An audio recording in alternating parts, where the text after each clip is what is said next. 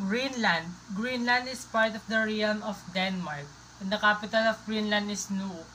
Nuuk is located approximately 3,500 kilometers from Copenhagen, the capital of Denmark, which Greenland became part in 1814.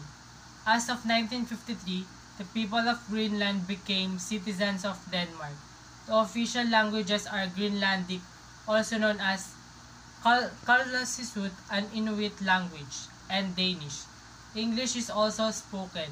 Nuuk is the seat of government and is the center of the country's economic and cultural activities. About one-third of the Greenlandic population live in Nuuk.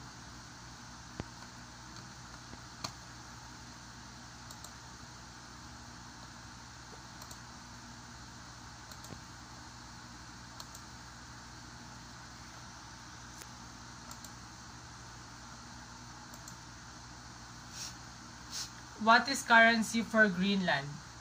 The currency is the valid currency in Greenland. Some souvenir shops may accept foreign currency, but only in notes. However, it's recommended to bring cash in Danish krone.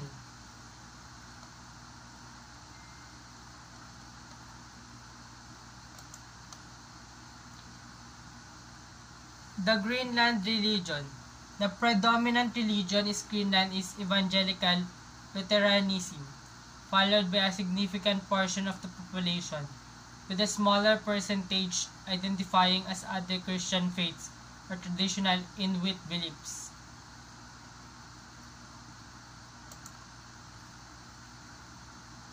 Greenland language. Before June 2009, Greenlandic shared its status as the official language in Greenland with Danish.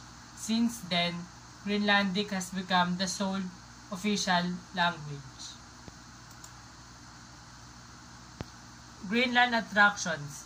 Greenland boasts stunning natural attractions including the Ilulissat Ice Fort.